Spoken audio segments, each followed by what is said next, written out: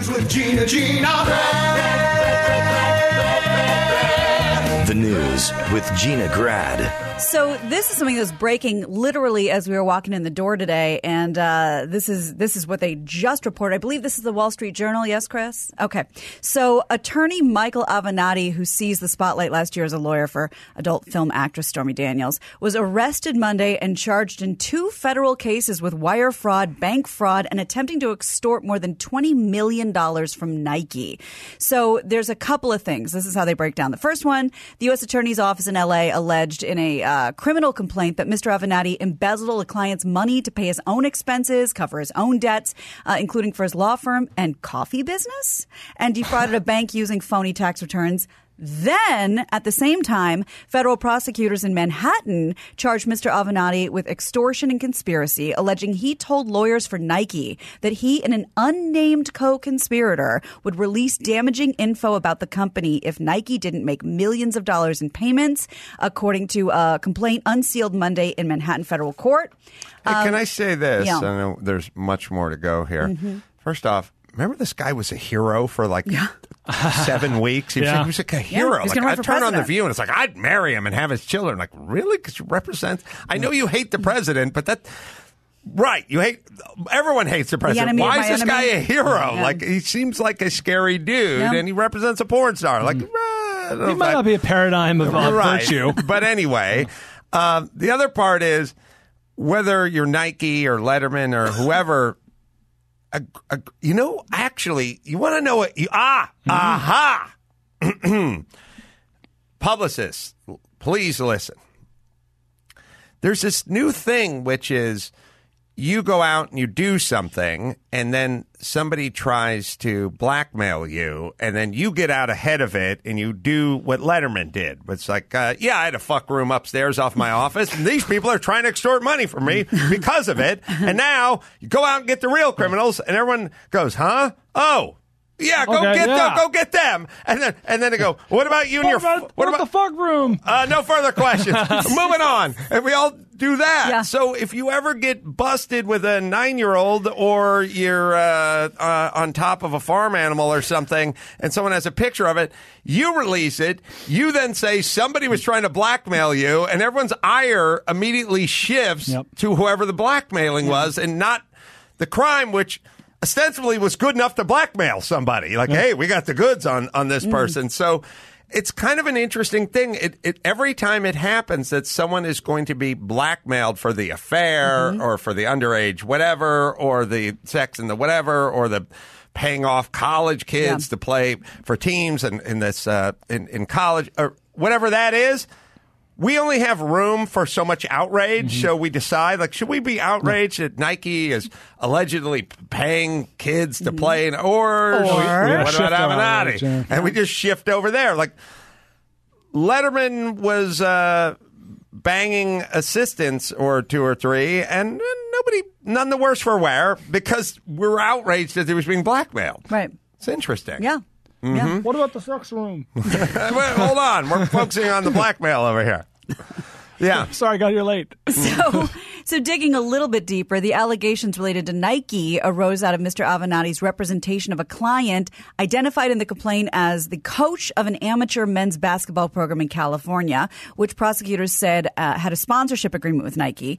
And as Wall Street Journal says, the co-conspirator in that matter is attorney Mark Garrigus. 2 people familiar with the matter said Mr. Garrigus couldn't be reached for comment. Nike and other apparel companies have in recent years been drawing scrutiny for their sponsorship of these amateur basketball leagues.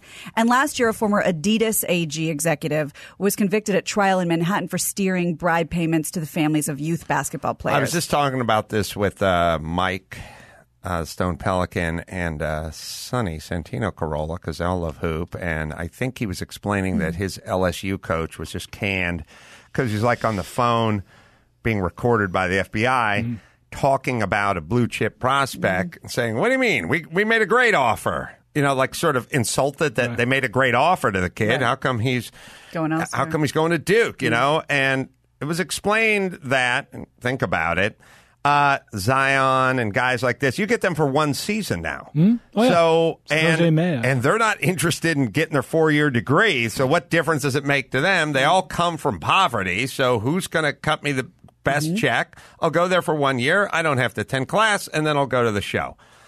They should probably just let them go from high school to pro to eliminate this sort of one and done, they call it. Or cut them in. I mean, the schools are making millions and millions and millions. So who cares? Cut them in. I agree. Or something. You've created a system that almost has to foster this. And the second, just one college, like the second Kentucky goes, we do pay our guys a little bit to come over. You must do it. Otherwise, Kentucky gets every great blue chip recruit, right? Yeah, the floodgates are open. Yeah. Right. So I imagine you'll at least try. Mark will talk about this, won't talk about this. I'll speak truthfully as a friend of Mark, and I haven't talked to him about this. The no comment part scares me a little bit because Mark always has a comment. Likes to comment and normally gets on some sort of apple crate and explains that whoever's going to rue the day that they pointed a finger at him. I saw the Michael Jackson documentary. Yes. Like a ton of bricks. And we're going to come back after you. So the radio silence part is not promising, but I will find out. So knock on the door with a bottle of Don Julio and get some answers. That's all you got to do. So Avenatti, and I think I can't remember if I was telling you guys. Oh, no, I don't think I was telling you guys this. There was a tweet and there was an article going around that said Kaepernick and Eric Reed got paid under $10 million. Did I say we're talking about this? I saw that, but it didn't come up on the show. You did Unreasonable Doubt. I did Unreasonable Doubt. I can't remember if I brought it up to you guys. Anyway, I brought that up. So it was like an article. There's no information. It's radio silence, and then 3 weeks later, there's an article. They got paid under $10 million as a settlement for the Kaepernick thing from the league, from NFL. I said to Gerges, what about it? He said, I cannot say, but I sent that article to my partner, Ben, to say, we should send this to the state franchise tax bureau and go, all right, is the number. So what do you get? What's 40% of $10 million? Right. As a joke, which basically means a lot more than that, and he wishes he was paying tax on $10 million. And this guy that wrote the article knows nothing. You just write an article now. Yeah, probably got a friendly tip. I'm making air quotes tip from someone at the NFL like, we only paid these guys so and so. You know what I mean? There was some. There's sort of back this guy had just written an article about something else too that was a little. Really interesting. Max Ray, you can find that exchange. Maybe we'll play it for tomorrow or something like that. But there's something going. And also, in a world where there is no information, one guy just has to go, hey, I have it on good sources. It's $10 million or under. Sure. And then we all go, well, that's all we got for now. That's what he said. So that's what we have. Yeah. Well, speaking of that, because there is still so much about this report that hasn't been released, Attorney General William Barr made key findings public on Sunday regarding special counsel Robert Mueller's long-awaited report.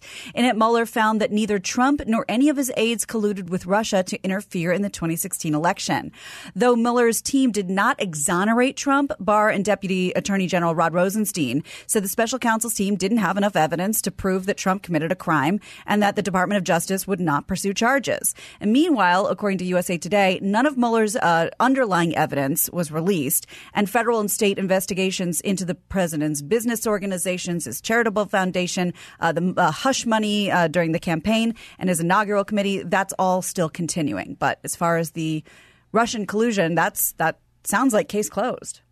Yeah, never. First off, I just assume we would have gotten something leaked. In a world where everything gets leaked, all these bits and pieces, we got nothing good over the last 2 years. And I don't know if it's tight-lipped. I was assuming there wasn't any there because we weren't getting anything. Like, we usually get some morsels and some tidbits, and we did, in a world where we know everything all the time, there's nothing. There wasn't anything there. And then there was that story about the Russians and the Russians sort of hacking in and trying to stir up Black Lives Matters and Antifa and white supremacists and stuff. And that kind of made sense because it worked. Like everyone got, but anyway, it was funny that I was watching it's an interesting time we're living in, because we're living in a time where you find out that a certain percentage of our society and people on TV find out that the Jussie Smollett case is a hoax and are disappointed. Like, they're like, oh, man. Yes, and everyone should be thrilled about that, except for Jussie. Right. Like, hey, we're not living in a land where a gay guy goes to a subway at night and gets attacked viciously by two strangers. So good on you. Like, that's a good thing. But they were disappointed. And I was watching not political, real time. I always screw that up. But I was watching Bill Maher's show. And they didn't have the news. They didn't have that part of the news, but not all the news yet. But Maher was very disappointed that there wasn't anything good in there. And he said something funny, but his guest, the female, Max Zapata, if you have it. Evelyn Farkas, she had a very funny response to it. And I found it very interesting, and I'll play it out loud, where she obviously was wishing there was something bad. Listen, of course everyone who's against Trump wishes there was something bad in there for reasons that are a little more superficial. Big version, we should hope that we weren't hacked by the Russians, or he's compromised, or a double agent, or a Manchurian candidate. But she had this funny reaction, which is, all right, the news isn't great, although it is great news. But go ahead. Sorry, Max Zapata. Can I though add something? Yeah. I don't think we should be all doom and gloom. We don't know what's in it. No. And he might actually paint a really... All right. It's funny. She said, we shouldn't be all doom and gloom. Kind of revealing. It's not doom and gloom. It's no bad news. Coordination with Russia. You're showing your hand. It's funny that she used doom and gloom. Like, we shouldn't be all doom and gloom. Like, we just got a quarterly report down and we're down 25%. Like, we shouldn't be all doom and gloom over him not being a double agent. A puppet of Putin. That was a funny tell where she went, we shouldn't be all doom and gloom. I think you're tipping your pitches. Bill Maher said something funny at the beginning, which is it's a little bit of a slippery slope. Well, so I'll play you Bill Maher's clip. He said, this is Friday night. So once again, there was the report, the Mueller report, and then there was a secondary thing that was some synopsis that was released on Saturday. And here's what he said. Did the Democrats put too much trust in the Mueller report? Because I don't need the Mueller report to know he's a traitor. I have a TV. Yeah. All right. It's like, well, that is kind of the problem when it's 24/7 coverage on Russian collusion and you watch it for 2 years, then you don't need a report. Yeah. You have what Rachel Maddow told you. But that's another little bit of a slippery slope. Well, and speaking of Rachel Maddow, that was the first thing that jumped in my mind. Remember, was it 2 years ago when she said it was a breaking news? We got this secret envelope in the mail. I'm going to reveal it after the break. And everybody tuned in. It was like a Xerox of his tax returns that he probably sent her himself. It was a one-page summary. Yeah, it was nothing. Yeah, it was less than nothing. I'm trying to think if the Democrats, I know the impulse is we're going to keep looking till we find something. And I'm sure there's plenty to find. Well, there's other stuff in the report. But if they spend too much time on it, I think they're going to torpedo their chances for the next election cycle. I just feel like start putting that policy out there, start talk. I would sort of run on do you want more of this? Mm-hmm. Do you want more of this just chaos, or can we just get back to... at pre-Trump. It'd be like a car company pointing out, like, running negative ads against Volkswagen, like, oh, they fake their emissions and blah, blah, blah. No, tell us how it's good about your car. We understand that's problematic and probably won't consider them for my next car. Why should I buy your car? I feel that way as well. All right. So everyone's under investigation, man. Speaking of which. Oh, no. 1, 2, 3, nut it. Robert Kraft. Oh. He has issued his first statement after pleading not guilty to the massage parlor incident, according to ESPN. And that statement is an apology. He says, I am truly sorry. I know I have hurt and disappointed my family, my close friends, my coworkers. Is anyone ever sorry after an orgasm if they don't get caught? That's the question. So all just think about that for a second. I don't think anyone is. No one is sorry. I feel shame, but sorrow, that's different. Yeah. Existential, maybe, but not this. I feel bad about what I am, who I become. By the way, you didn't hurt anyone. You just stared at a Playboy air freshener. Yeah, so what's the problem? You're right. I feel liberated. Thank you. Right. He says, my close friends, my coworkers are fans who rightfully hold me to a higher standard.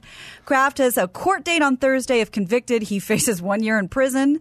What year is it? I'm just, I'm flummoxed here. I did these crimes,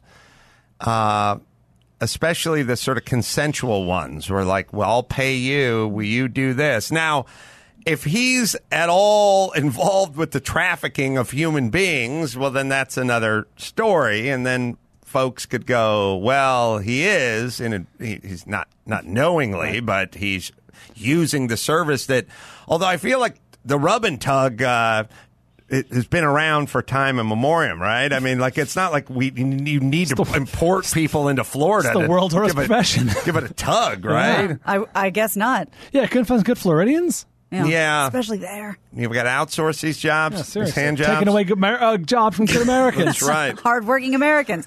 So he could be punished by the NFL, too. The league's commissioner will wait out the legal case before disciplining Kraft. Did he get oral? Was that his thing? They said he was there for, less than 15 minutes, and I don't think oral was specified. For some reason, Maxipata can check, but there is some oral something to that. Does it make a difference? I don't know.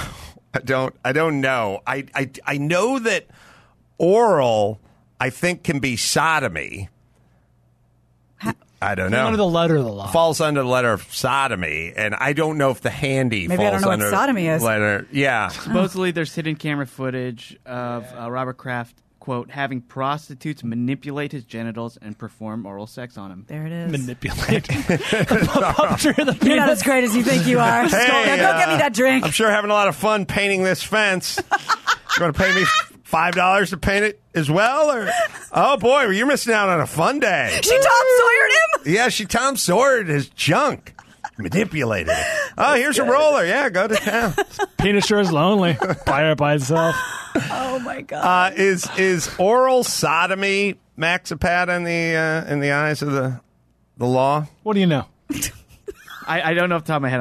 I thought sodomy was... I know you did. I know. I think that's under the what letter of the law. Everyone does. Yeah. That's why it's fun. Thanks for taking the deeper dive. To get oral and just say accused of sodomy and walk out of the room. Oy vey. Oh, yeah. Yeah, Wikipedia has it as sodomy is generally anal or oral sex. Yeah, it is. They should really... The sodomy PR people need to really get to work. This is like when the movie concession stand just has a small and the large. You want to put a medium like intercourse in there? Be nice. Like, what are we doing? We're going, blowjobs and anal rape. Okay, but what about in between? What about a medium? Yeah. No. That's Sir, that's the entire menu. Yeah, that's just intercourse. That's Okay. not sodomy. This is sodomy. That's sodomy. I don't feel satisfied with either of these options. Ma'am, Why I are they showed you the both- menu. Why isn't intercourse sodomy if anal sodomy and then oral sodomy? All right. Anyway. But handy, no sodomy. All right. Yeah, it may also mean just any non-procreative sexual activity. Oh, non-procreative. So handy. So handy. It's all sodomy. Wow. Thank you for bringing that to our attention. Welcome. All right. Well, speaking of the NFL, the 3 Super Bowl rings are apparently not enough. They are enough for Rob Gronkowski. The New England Patriots star announced via Instagram on Sunday he's retiring after 9 seasons. Gronk, of course, as he's known by his fans, is only 29 years old, but he's played hard and he's suffered plenty of injuries during his career. They include back injuries, knee, forearm, groin, that caused him to miss 29 regular season games over his career. He also racked up several honors, including being named the NFL Comeback Player of the Year in 2013, as well as 5 Pro Bowl invites and 4 first-team All-Pro appearances. He's going to go into WWE, right? Oh. You'd have to. These guys all just get... Everyone just gets Yeah. rich doing that, right? Well, Gronk especially. He's a persona as much as he is an athlete. I mean, he's one of the all-time greatest to play the game at that position. Yeah, and he Yeah. says, he doesn't know what's next for him, so maybe he's WWE keeping it under That has to wraps. be, yeah. has to be. He's always grabbing at his girlfriend, man. Although Like, he seemed to do endorsements too. He does a lot of endorsements anyway, but like he's an affable guy and kind of an everyman. Everyone kind of likes him. Yeah, he's kind of Blazing Saddles Mongo. He's like a latter-day Mongo. Like everyone loves that Man-child. guy. Yep.